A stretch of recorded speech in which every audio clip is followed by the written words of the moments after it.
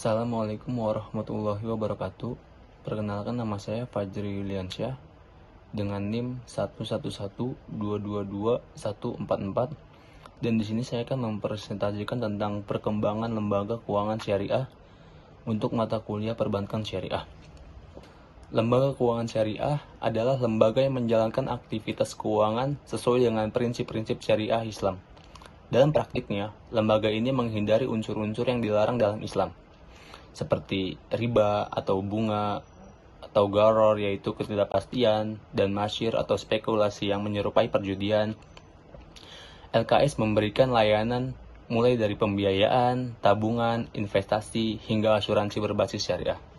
Tujuan utamanya adalah menciptakan sistem keuangan yang adil, transparan, dan tentunya membawa manfaat dan keberkahan bagi seluruh pihak yang terlibat.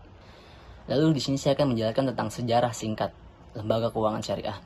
Perjalanan lembaga keuangan syariah dimulai dari Mesir pada tahun 1963 dengan berdirinya Bank Med Ghamr yang dikenal sebagai bank syariah pertama di dunia. Bank ini tidak menggunakan sistem bunga, melainkan sistem bagi hasil sesuai prinsip Islam. Selanjutnya tahun 1975, Islamic Development Bank atau IDB didirikan oleh negara-negara anggota OKI untuk membiayai proyek pembangunan dengan prinsip syariah.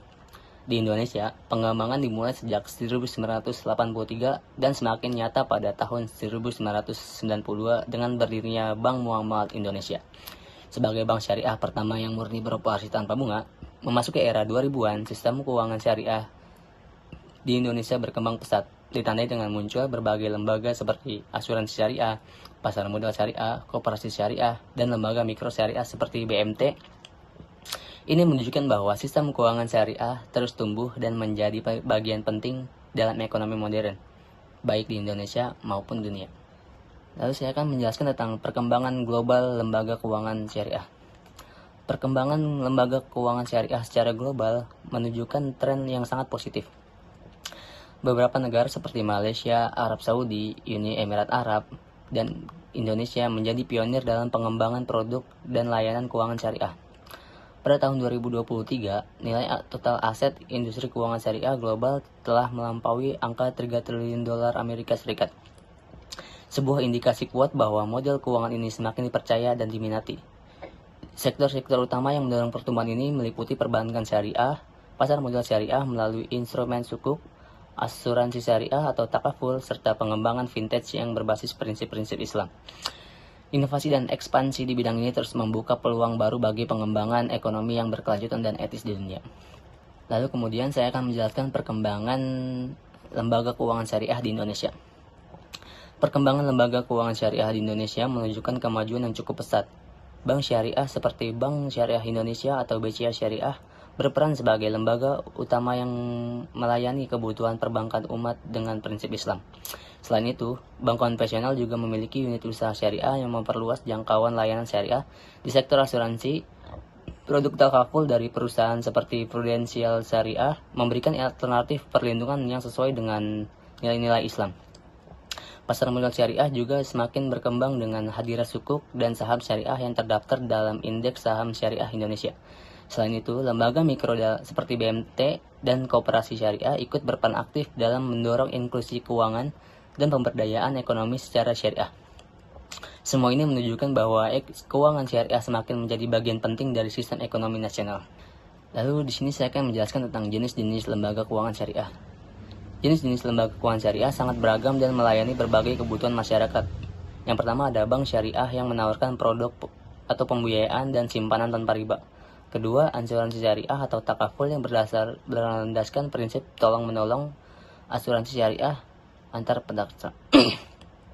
Lalu yang ketiga, itu lembaga pembiayaan syariah yang menyediakan berbagai model pembiayaan yang menawarkan pembiayaan sesuai prinsip Islam. Lalu yang keempat ada pegadaian syariah yang menawarkan layanan gadai tanpa bunga, melainkan menggunakan akad rahan. Kelima, pasar modal syariah yang menghadirkan instrumen investasi halal seperti saham syariah dan sukuk. Lalu yang keenam ada vintage atau crowdfunding syariah yang memanfaatkan teknologi untuk memperluas akses keuangan syariah secara digital. Lalu yang terakhir ada koperasi jasa keuangan syariah yang membantu masyarakat dalam simpan pinjam dan layanan keuangan lainnya dengan prinsip syariah.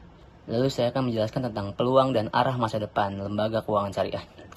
Lembaga keuangan syariah memiliki peluang besar di masa depan, didorong oleh pertumbuhan pasar modal yang signifikan, teknologi digital seperti kecerdasan buatan dan blockchain berbasis syariah menjadi fondasi penting untuk mengembangkan layanan yang lebih transparan dan efisien. Selain itu, keuangan syariah mulai mengarah pada sektor ESG dan keuangan berkelanjutan, yang tidak hanya menguntungkan secara ekonomi tetapi juga berkontribusi pada keberlanjutan lingkungan dan sosial. Sinergi yang kuat antara lembaga keuangan syariah dan pemerintah akan mempercepat inovasi dan memperluas inklusi keuangan syariah di seluruh lapisan masyarakat. Dengan demikian, masa depan keuangan syariah sangat menjanjikan dan mampu memberikan manfaat luas. Lalu saya akan menjelaskan tentang tantangan lembaga keuangan syariah. Meski berpotensi besar, lembaga keuangan syariah menghadapi beberapa tantangan utama. Pertama, yaitu kurangnya edukasi masyarakat tentang prinsip dan manfaat keuangan syariah membuat penerimaan produk syariah masih terbatas. Lalu yang kedua ada ketersediaan sumber daya manusia yang ahli dan kompeten dalam bidang keuangan syariah masih minim, sehingga pengembangan produksi dan layanan syariah terhambat. Lalu yang ketiga ada regulasi keuangan syariah belum seragam di tingkat global. Hal ini menyulitkan lembaga syariah dalam memperluas pasar internasional. Lalu yang terakhir itu lembaga keuangan konvensional yang sudah sangat dominan menjadi pesaing utama, sehingga lembaga keuangan syariah harus terus berinovasi agar bersaing lebih efektif. Lalu kesimpulannya adalah lembaga keuangan syariah mengalami pertumbuhan yang sangat pesat, baik di tingkat nasional maupun internasional. Perkembangan ini didukung oleh meningkatnya kesadaran masyarakat akan pentingnya sistem keuangan yang tidak hanya mengutamakan keuntungan, tetapi juga etika, keadilan, keberkahan, dan lainnya. Lembaga keuangan syariah menawarkan nilai tambah yang membedakannya dari lembaga keuangan konvensional, yaitu penerapan prinsip-prinsip Islam yang mengedepankan keadilan sosial dan keberlanjutan ekonomi. Untuk menjaga dan mempercepat pertumbuhan ini, dibutuhkan peran aktif dari berbagai pihak, termasuk masyarakat sebagai pengguna layanan, pemerintah sebagai regulator, dan pelaku usaha sebagai penggerak inovasi dalam industri keuangan syariah. Secara keseluruhan, lembaga keuangan syariah telah menunjukkan perkembangan yang sangat pesat di dalam dan luar negeri. Keunggulan utamanya terletak pada nilai etika, nilai keadilan, dan keberkahan yang menjadi landasan operasionalnya. Namun untuk memastikan pertumbuhan dan yang berkelanjutan, peran serta aktif dari masyarakat, pemerintah, dan pelaku usaha sangat penting. Dengan kolaborasi yang baik, industri keuangan syariah dapat berkembang dan memberikan manfaat luas bagi perekonomian masyarakat. Sekian presentasi yang dapat saya jelaskan. Kurang lebihnya mohon maaf. Wassalamualaikum warahmatullahi wabarakatuh.